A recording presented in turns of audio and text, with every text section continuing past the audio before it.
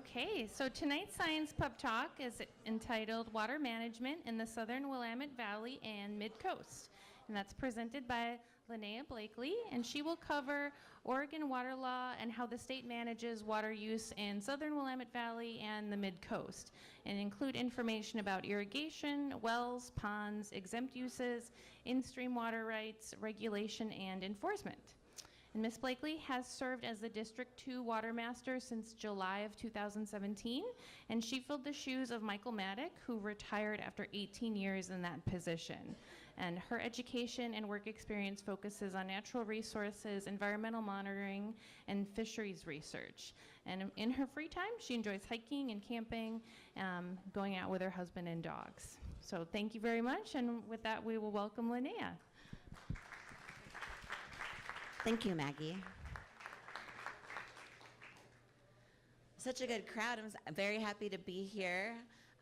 Some of the questions in the trivia will be answered or included in the presentation, but if you have any questions about the answers, I'm happy to take those at the end. And we can have a Q&A at the end if you'd like that, or if there's something you're dying to know when we're on a particular slide, please just raise your hand and I'll try to address that. So just a quick overview. I'm going to try to cover a lot of information at a high level. We'll talk about District 2, the area that I regulate, Oregon water law, exempt uses, well basics, some of the groundwater issues in this district, options to obtain new water rights. We'll talk just briefly about the Willamette Basin reservoirs that are operated by the Army Corps of Engineers, and what kind of information that you should know about your property or water use on your property. So when we're talking about managing water, I am going to be presenting just from the perspective of the Oregon Water Resources Department, which is responsible for the allocation or the use of water. But there are several agencies that also have a vested interest in regulating water use. What many of you are probably familiar with is water quality, with what the Watershed Council works on. The Oregon Health Authority is responsible for groundwater drinking program. DEQ and Department of Agriculture has vested interest in confined animal feeding and the marijuana industry. And if I appear out of breath, I am, because I am 9.5 months pregnant, so I'll try to not get too excited, and I won't put on a show for you guys, hopefully. Any type of modification of wetlands or waterways, you'll need a removal fill permit from Department of State Lands. And then managing stormwater and property disputes all fall under the civil law. And so you can see that there's a lot of people who have interest in water that I can't answer for you, but I can point you in the right direction. But today we're just talking about the use and allocation of water. So Water Resources Department has 21 Watermasters across the state, 21 Watermaster districts separate, identified up here. I am the Watermaster for District 2, which is the southernmost district in the Northwest region. I am responsible for regulating water use, distributing water during times of shortage, either due to an in-stream right not being satisfied or a senior user not receiving their entitled amount of water. I enforce water code. I do outreach events, do a little bit of everything, measuring wells, inspecting dams. Keeps me pretty busy. So there's 8 major rivers that I monitor, as well as their tributaries. The district itself is almost 6,400 square miles. I'm the only person in my office, so if you haven't seen me or you've never heard of the Watermaster, it's just a big area for one person to cover. It includes the majority of Lynn and Lane counties, and then small portions of Benton and Douglas County. There's over 7,500 water rights in the area, and almost 5,400 of them are subject to seasonal regulations. So you can think of irrigation water rights are limited to the growing season, usually March through October, and so those require some extra attention.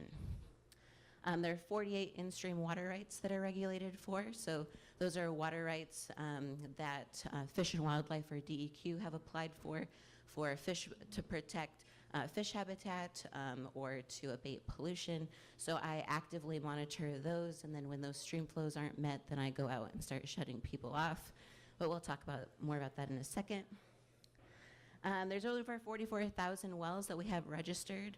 And there's probably thousands more than that have existed prior to the groundwater law that we don't have enumerated.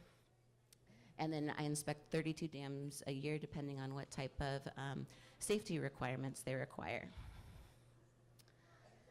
So did everyone get this question right about prior appropriation doctrine? Is the couple of them? Great. So Oregon water law came into effect in 1909, so it's been around for a little while. And what it basically means that if you started using water in 1910, you're the first person out there, you're entitled to that water for the specific use that you were using. If someone came along in 1970 and started using water, you might think, oh, that's great, I finally have a neighbor after all this time. But then come summer, you may realize that stream flow is so low that you're not getting your historical amount of water that you're entitled to. So you'd call me and say, hey, Lanaya, I need you to try to get some more water in the stream. And I'll say, well, I don't have a rain dance, so I haven't perfected that yet. But I will go out and I will do a stream flow measurement to validate your claim that there's not enough water in the stream. Sometimes it's just they need to extend the pipe for their pump a little farther, and then there's plenty of water for the senior user. But sometimes it may be that there really is not enough flow there. So the first thing I'll do is identify any illegal use on that source upstream, regulate those off. If I can't find any, then I'll begin to shut off junior users upstream. In this very simple example, it would just be the 1970 right would be shut off, or their rate would be reduced until the senior user got what they were entitled to. So that's kind of the basics. First in time, first in right. So when we're talking about water law, there's about 7 components that we're always referring to, or this is something you should have in your head when you start thinking about water. You want to know, like, well, what's the source? Is it groundwater? Is it collected below land surface? Or is it surface water? Any water that's on the surface of the ground is considered surface water. What is the type of use for this? Is it domestic? Is it industrial use? What are you going to be using this water? What is it intended to be used for?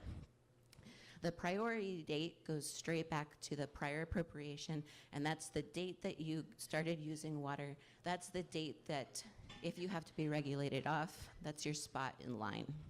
And that applies both to permits and exempt uses, which we'll talk a little bit more in a second. Number 4, so point of diversion appropriation. Diversion is from surface water. Appropriation is a well. So what is the specific location where you are taking that water from the source? Where is that water being applied to? So is it on a set number of acres for the footprint of irrigation of a field?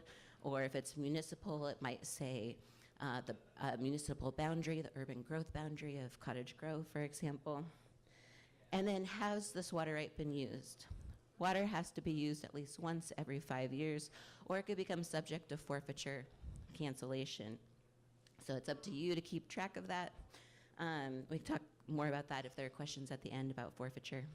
And then there's always terms and conditions with water use. It could be limited to a volume or to a rate or to a season of use. So these are the 7 components whenever you're thinking about water that you, hopefully you'll start automatically thinking about these parts.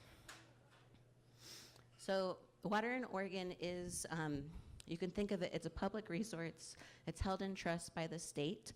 The Water Resources Department is responsible to ensure that there's sufficient and sustainable supply to meet current and future needs. So one way we do that is by monitoring who is using what kind of water through the permit process. There are also, excuse me. There's also exempt uses, which have limitations, but this is just one way we can monitor natural stream flow and then subtract out all of these consumptive uses. So we have a better idea of what's existing in the system minus what uses are already allocated.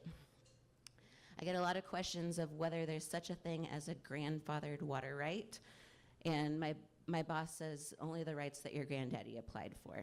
So prior to 1909, there were people here using water. Up until in the 90s, they had the opportunity to file what we'd call a claim that said, you know, back in 1858, I started using water to irrigate 20 acres. They filed those claims with the department, and they'll go through an adjudication process. The department makes a determination, sends that to the circuit court.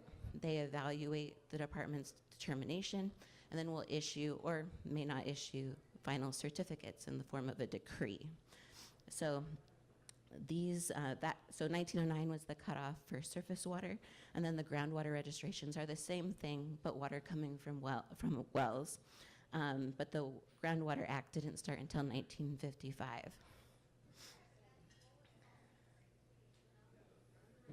So these are all the areas across the state that have been adjudicated.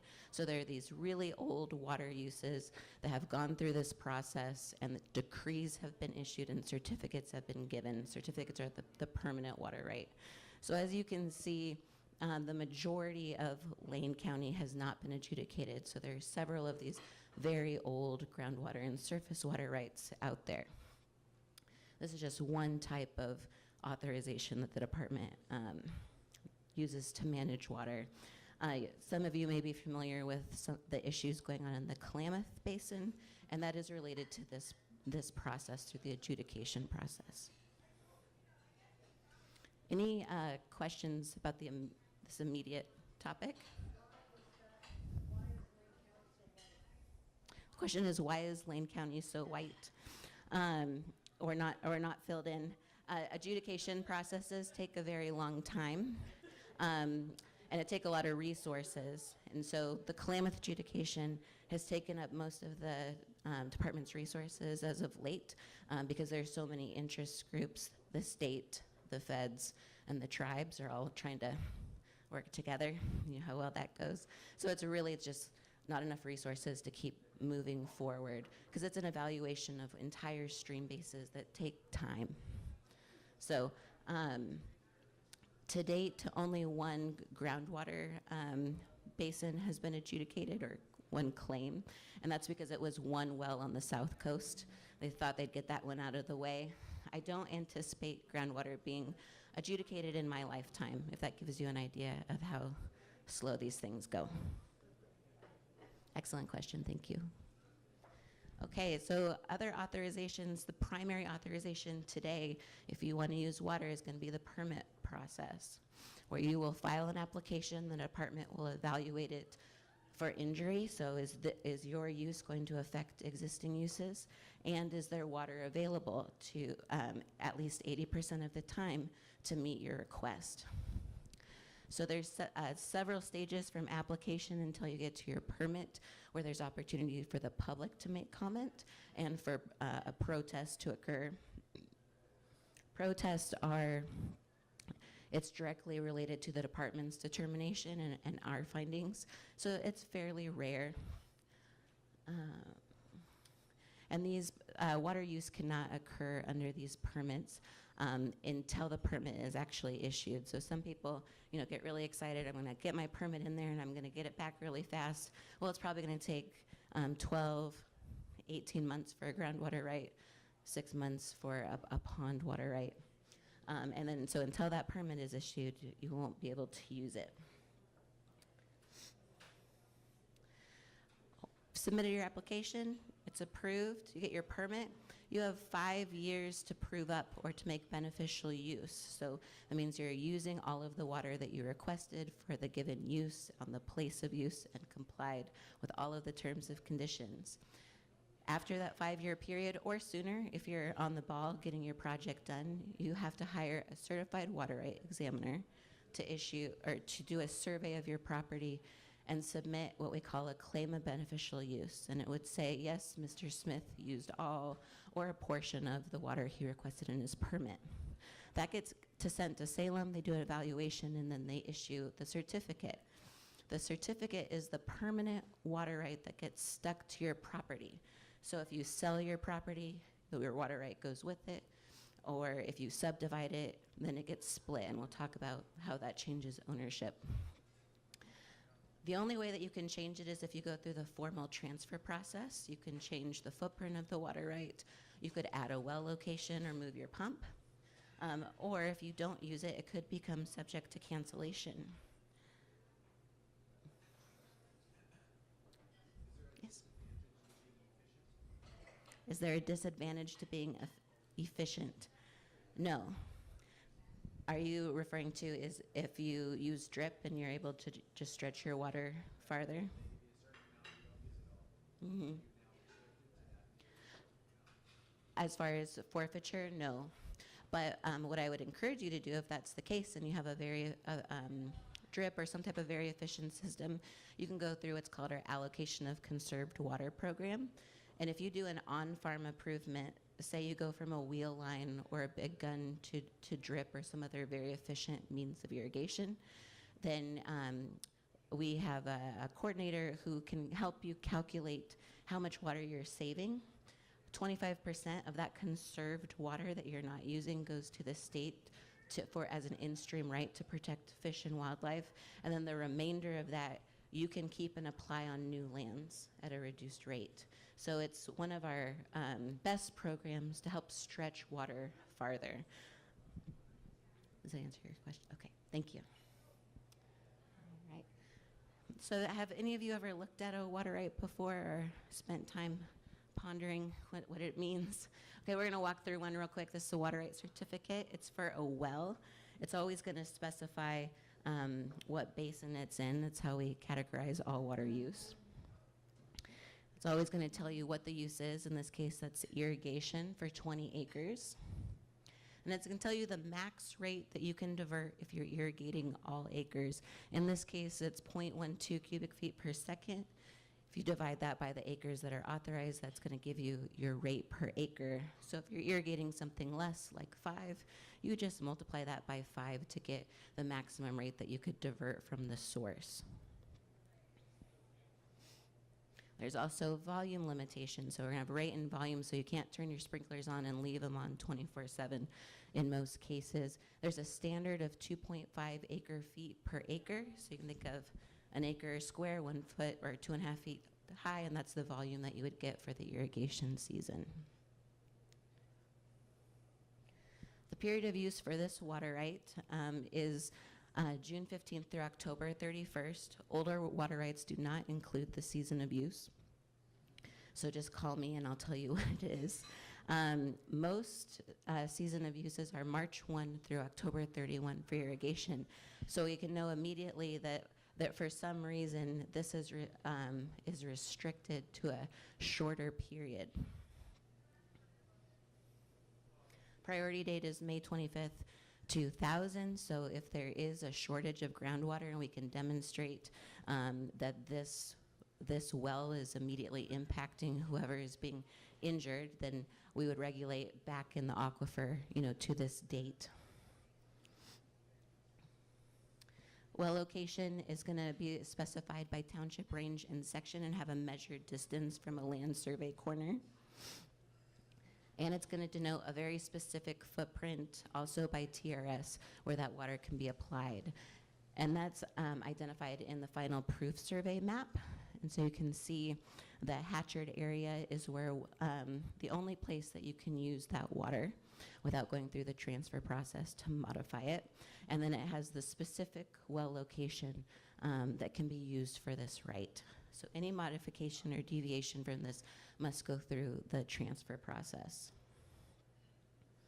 So on page 2, we have a list of conditions for use. And the point really isn't to be able to read it. I know it's very small text, but totalizing flow meter is almost required on all groundwater and surface water permits these days.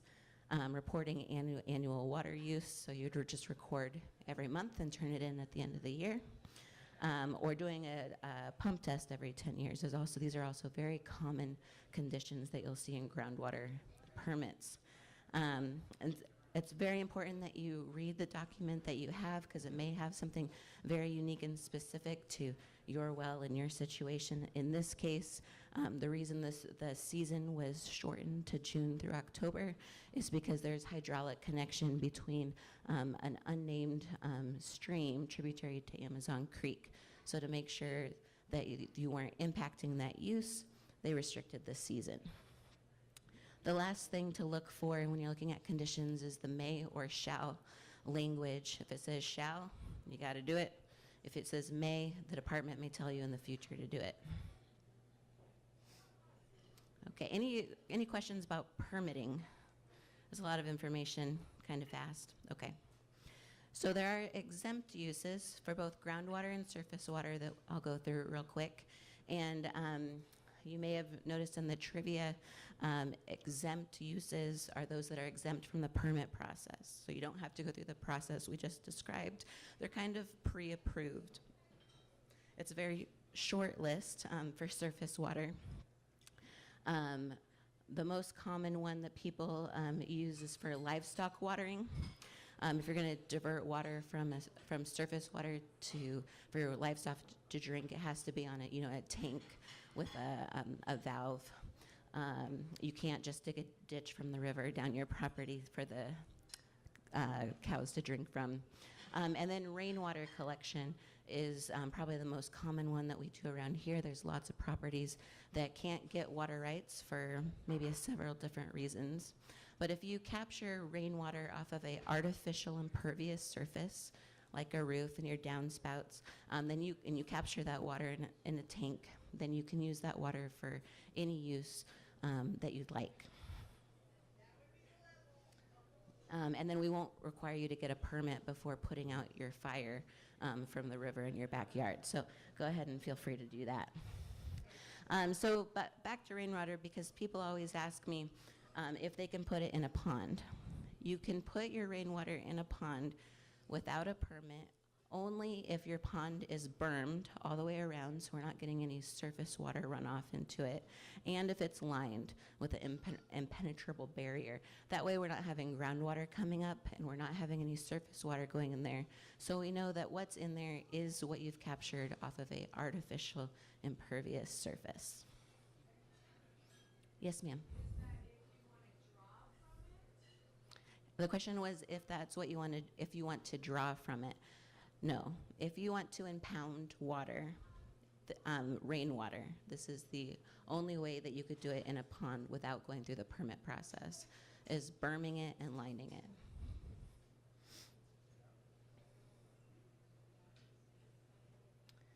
Okay, and exempt uses of groundwater are our most commonly used exemptions. If you live in the rural area or small towns that don't have a municipal water service, you are probably using your well for domestic use and hopefully no more than a half acre of non-commercial garden and lawn. So the domestic use is limited to 15,000 gallons a day. It's so high because you can have as many households on one well as you desire. Although once you get to 4 or more, the Oregon Health Authority requires water quality testing. And then commercial use allows 5,000 gallons per day. It does not include irrigation of any kind. So let's say you grow apples in your backyard and you want to wash your apples so that you can sell them. The washing of the apples counts as the 5,000 gallons. Yes, ma'am.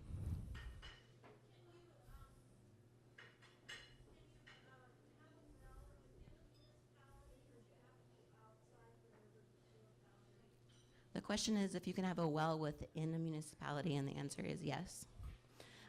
So cities mandate that you connect to their water system, but as far as water resources is concerned and well construction standards as whatnot, we don't have any restriction with drilling a well inside a boundary, city boundary.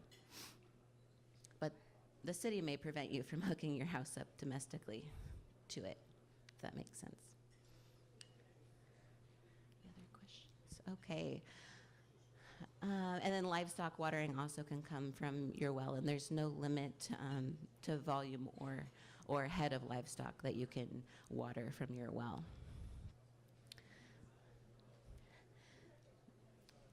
So one of the big questions I get is, if I put more wells on my property, does that get me more exempt water? And the answer is no. Water use for the exempt uses are limited to systems or contiguous properties. So in this example, property A has 2 wells, but they're still limited to that ½ acre of irrigation and that 15,000 gallons per day for domestic use. If you have multiple properties that are sharing one well, you have to split that exemption. How you do it is up to you. It doesn't have to be equal, but it would be 5,000 gallons per day for the domestic portion, and then you would have to split the irrigation acreage. So it ends up not being very much irrigation.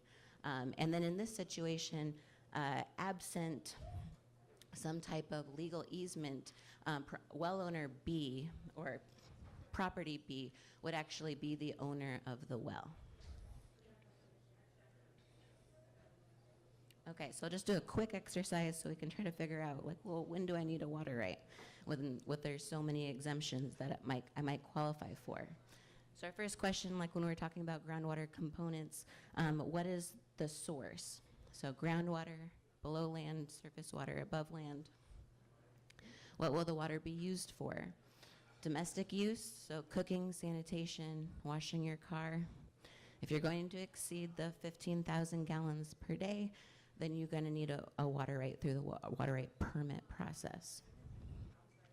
If you're not, feel free to go ahead and tap that well and use it for your home. Irrigation, so irrigating to promote plant growth. The first question is, are you going to sell those crops? It doesn't matter what size area you're irrigating or how much water you're using. If those plants that you're growing are going to be sold, you're going to be compensated in any way, it requires a water right. So if they're sold, yes, you need a permit. If no, the next question is, are you going to exceed that ½ acre? If not, then you can use your well. Or if you have a large lawn, like most people in the rural area does, there's a good chance you'll need a water right. Commercial use, so like we talked about, washing those apples. If you're going to exceed 5,000 gallons per day, you need a water right. If not, the next question is, does that commercial use include promoting plant growth?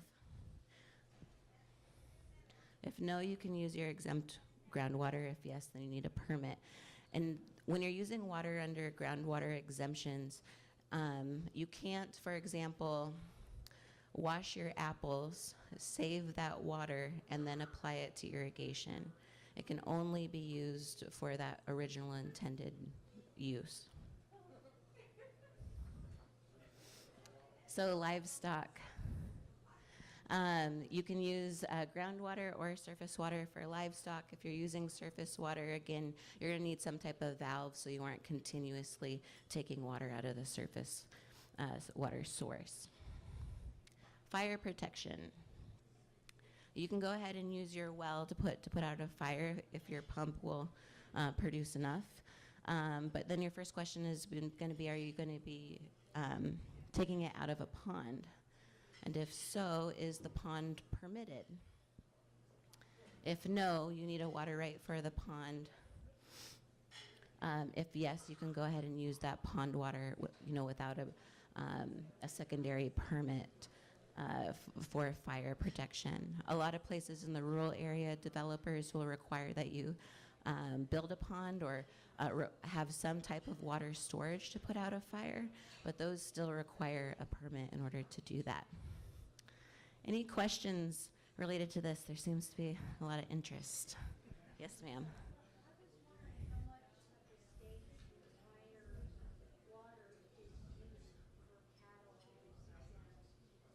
That's, the question was how much of the state's water is used for cattle from an exempt source, and that's an excellent question. So exempt uses require no notification to the department. Correct. We do not know. Yes. Any other questions? Exempt uses. Yes, ma'am.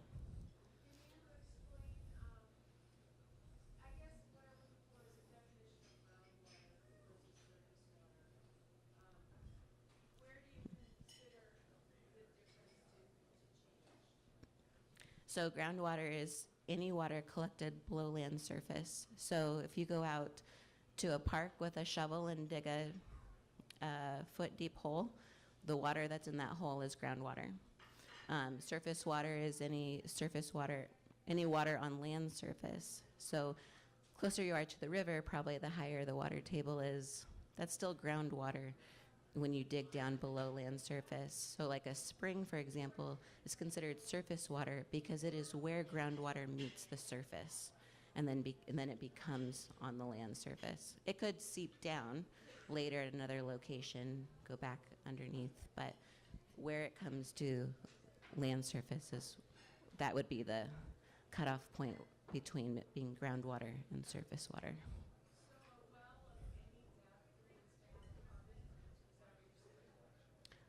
No, not necessarily. So if to drill a well or to dig a dug well, which has very specific construction standards, only requires that you hire a licensed and bonded well driller, or that you become licensed through the department. There's a process for landowners who want to drill their own wells. But if you're going to use the exempt uses, all you have to do is hire a licensed and bonded well driller, and they'll make sure that the right paperwork is filed, a start card and a well log. So it's the use that matters of when you need a permit and when you don't.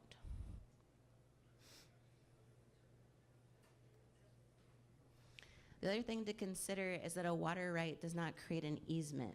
So it doesn't automatically grant you access onto your neighbor's property if that's where the source is. So this is similar to the situation we just had. We had shared wells. In this situation, if there's not some type of legal easement in place, then property owner B owns the well, and out of the goodness of their heart, they let A and C access it. In a similar situation with A and B, oftentimes there's irrigation water rights, that are several miles maybe away from the source, and that requires them to cross several properties to get to their authorized point of diversion. If they don't have access to property A does not have to let them cross, so functionally they could prevent them from using their water right, and it could result in forfeiture or cancellation. So always get along with your neighbors. So you need a legal easement. We do not keep shared well agreements on file, so that's always something if you're looking at purchasing, or you have this situation right now and you're like, oh my gosh, what do I do? Hire a lawyer. Let's see. Okay, so we'll go through a couple other examples. So as the rural area is developed, these larger water rights, that are from the 50s and older, are being subdivided. So for example, on the left, we have a 1970 groundwater right for 15 acres. And then over time, it was subdivided from 1 into 3 properties. And so each of the portion of the water right they get is for the footprint that's on their property. So A has 3, B 10, C 2. So like we talked about before, you take your rate per acre and then multiply it by the number of acres that are on your property, and then it's coming from the authorized source. Property B could be sold, and you don't like the new neighbor, they don't like you. You could, if you don't have an easement or something like that, then you would file a transfer application to add a well location onto your property so that you could continue legally irrigating your portion of that water right. And the exact same thing is if it's surface water. It's the same concept. So you would separate it according to acreage for the portion of the water right that you're entitled to. And then you could add a point of diversion. Hopefully it's downstream. Those are the easiest ones to approve. But this is just the basics of how water rights are subdivided over time. Sometimes if you look at our integrated water resource mapping tool online, you'll see these huge irrigation water rights with like 1,000 different tax lots on there from a subdivision that went in. Unfortunately, those developers didn't have the sense to ask that maybe they should move that water right off and then sell it to a farmer down the road. So that's also an option for people if they don't want to lose these water rights.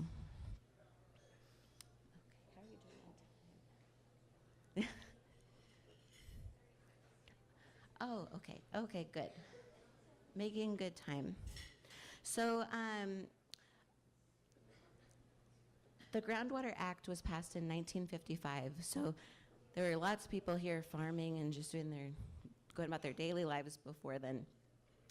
And 1955 is when we started requiring well logs be recorded for at least irrigation wells, so wells that are specifically being used for irrigation.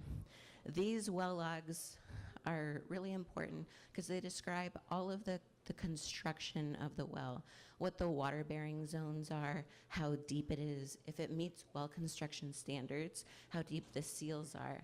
So all wells that are registered with the department have one of these on file. And so if you ever need to find one, you can call me and give me your tax lot number, and hopefully I can help you find it. And in 1962 is when we started requiring these for all wells. So as you can imagine, if you have an older developed property, we may not have something on file for you. And then so in 1996, we required well ID tags. They look like this. They attach to the outside casing, and it's the easiest way to match a well log with a particular well. It's a free program, so if you don't have one of these on your well, please contact me, and I'll point you to our website that has a one-page form that you send to Salem, and they'll send you these tags in the mail. It's just a really easy way to keep track of your well, the location, and to register it with the state, so we can have a better idea about how groundwater is being used. And these tags are actually required when a property is sold if it doesn't actually have one. However, I don't have time to keep track of all the properties that are sold, so no one except hopefully your realtor will tell you about this. And then water quality testing is a requirement at time of sale.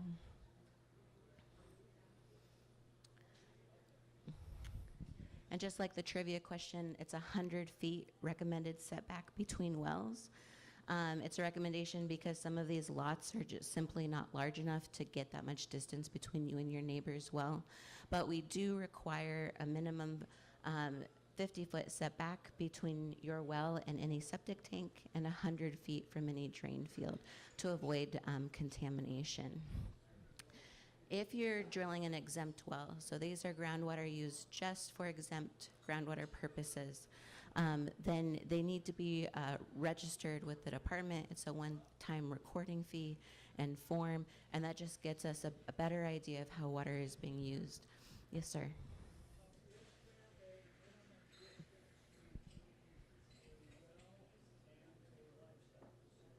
And a what? Is there a minimum distance between a well and a livestock facility?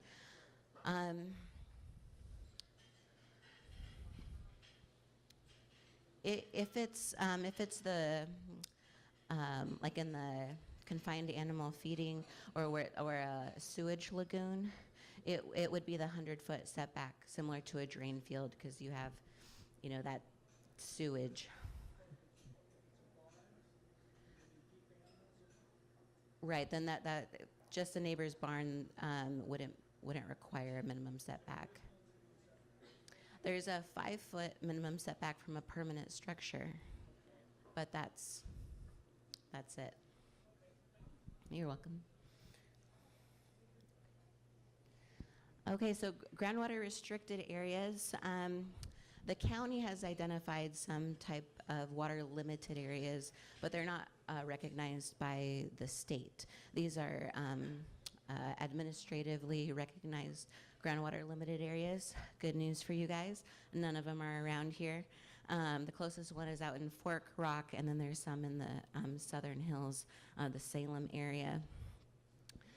In these areas, it's where the resource has been so depleted that it's been necessary to restrict future uses or not issue any new permits, but still allow exempt uses, like domestic use, or restrict just everything. So the most, I think the only groundwater withdrawn area for no new appropriations is up in Mosier in north central up there on the Columbia. And then there's a little tiny one in Silverton called Victor Point. But not something we really need to worry about down here. But the aquifers in this area are known to be low yielding. So South Eugene in particular is known to have 1 gallon to 6 minute per gallon wells, pretty low yielding. And that's just a characteristic of the type of sediment in this area, the marine sediment and the Western Cascades. The closer you get to the river, the more water there is in those sands and gravels. Out on the coast, we have saltwater intrusion. We have a lot of sand, a lot of gravel out there, but it's just not the desired type of water. Unfortunately, the department is concerned with whether or not there's water there. It's DEQ and EPA, they're responsible for water quality and monitoring those types of things. So if there's water in your well, but it's poor quality, we would say you don't have a water quantity issue. You need to talk to somebody else. Yes, ma'am.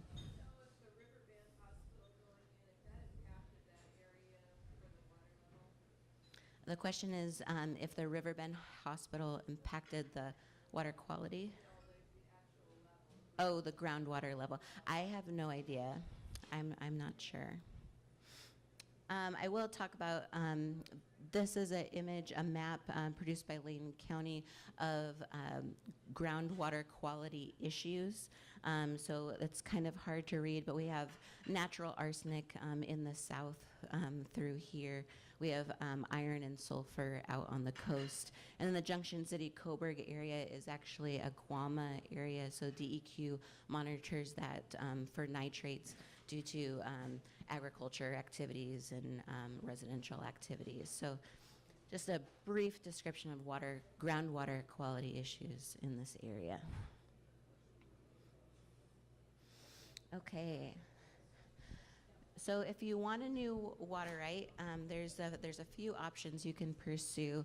Groundwater permit being the most likely to be approved, because most surface water in this area and across the state has already been fully allocated, so there's not enough water available for new uses, or there's lots of water available, but a basin plan has been adopted that restricts the types of uses that can be approved. So the McKenzie River is an example of this. So McKenzie, you can float it year round. There's always water there.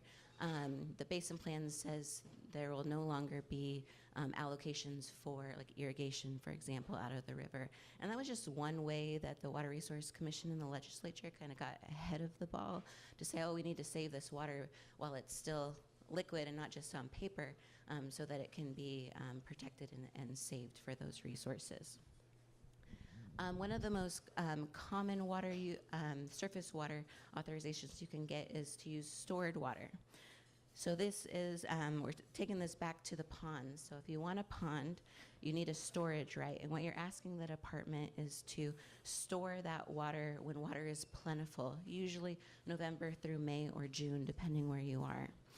And then you need a secondary right to take the water out of the pond if you want to use that for an out of reservoir use. If you just want to leave it there for fire protection or aesthetics or wildlife, you can do that. You don't need that secondary right. It's just if you want to use the water out of the pond.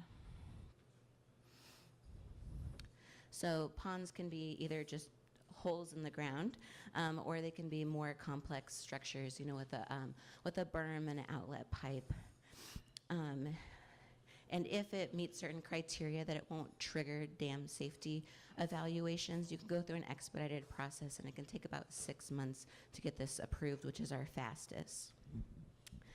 These secondary rights can be for all kinds of uses, not just irrigation. It could be industrial or domestic or nursery use.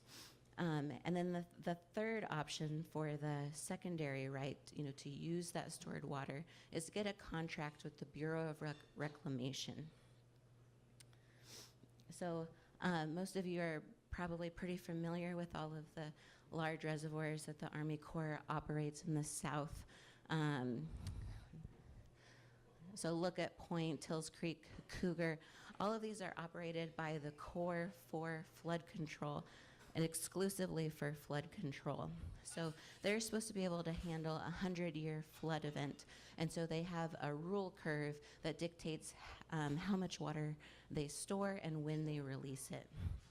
So that water that they store, when it's time to release it, you can request a contract if you have access to the main stem of the Willamette or the McKenzie or the Coast Fork. To pick up that water downstream. So they'll kind of earmark some of that released water for your use. So that contract, sometimes they're 40-year contracts. They have an annual fee associated with them, but sometimes that's the only opportunity to get surface water, especially if you're that close to the river, where a groundwater application would be denied because it would have too much impact to the surface water. The water that's stored there is only characterized for irrigation and recreation use. So that stored water isn't feeding any municipalities. It's not feeding any other uses. So it's earmarked for irrigation and recreation. So there is this study going on to try to change the characterization of that stored water so that municipalities could use it as a redundant source and to better prepare for the future needs. So if you want more information about that, there's a link here. It's on our website, or you can contact me directly and I can put you in touch with that program. There's a lot of text here, and I think we're getting kind of close, but just some key points. If you own rural property and you're using water on your property, things to think about: do you have legal access to where you divert your water? Does the well meet construction standards? So take a look at your well log. If it's Greek to you, give me a call and I can help explain it to you. Has the water right been used within the last 5 years? We have an evidence of use affidavit, a form on our website that has a whole list of what's considered supporting documentation to support, this use. So you can take a look at that and then keep a record just for your own record, or if you're planning on selling your property, that's probably a question you'll get. Did you have a question?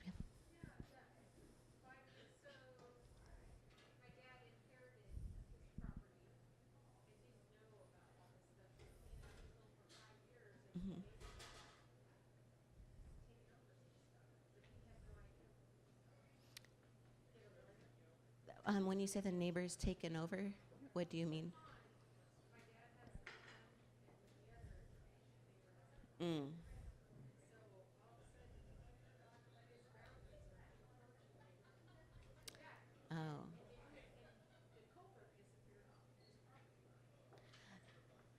So the question was an inherited property, and the person who inherited it wasn't aware of water law requirements and subject to non-use. Well, if it's a pond, the good news is, and it has a water right, hopefully let's say it's permitted, then its existence of holding water is enough. There's water in it. You're storing water. That's what your water right is for, so that's fine. But as far as the pond being on a property boundary, that would be a civil matter, and so you would need to pursue that either with a lawyer. Yeah, probably best option. Thank you for that question. So do you have authorization to modify a water right or permit? So are you the landowner? If it's a permit, You need to make sure the department knows that you're the one who owns the property now, and you need to do an assignment. Because at the permit phase, unlike the certificate, it's considered a personal right instead of a property right. So until it goes through the complete process, you need to make sure that it's in your name so that you can modify it and prove up and finalize to the certificate program. Have all the terms and conditions been met? This is especially true if you're buying a property or you have a property with a permit. If you're buying it and they say, oh yeah, everything's good, but you were required to install a fish screen, for example, and you know they've been irrigating, we call that a fatal flaw, and your permit will be denied because there's no way of going back to prevent that injury. Or if it has a certain date to drill your well, you need to make sure that the well is actually drilled by that date, or you may need an extension of time, which is $575.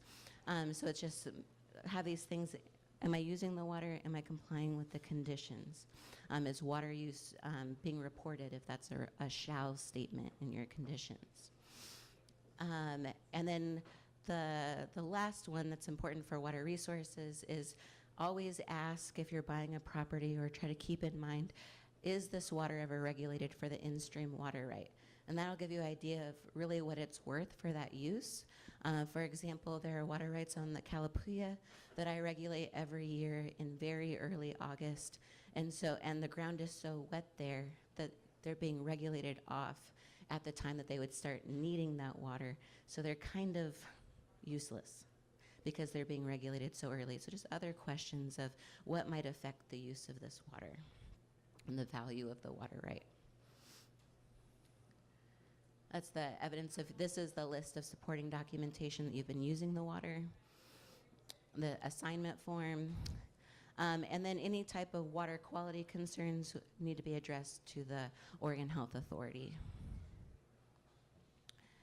If you want me to help you with anything, please contact me. If you have your tax lot number and your address, that's really all I need, and I can help you find information. Send it to me by email or leave me a voice message. If I can't get back to you, then contact the customer service office in Salem.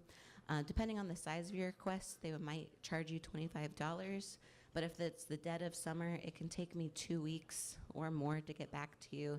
I will be going on maternity leave, but we will have support in the office 2 days a week, so your questions should get answered timely.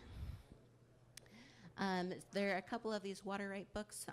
There wasn't enough for everyone, but they're available electronically on our website. So if you can't find it on the website, give me a call and I'll email it to you. Any questions? Oh. Yes, ma'am.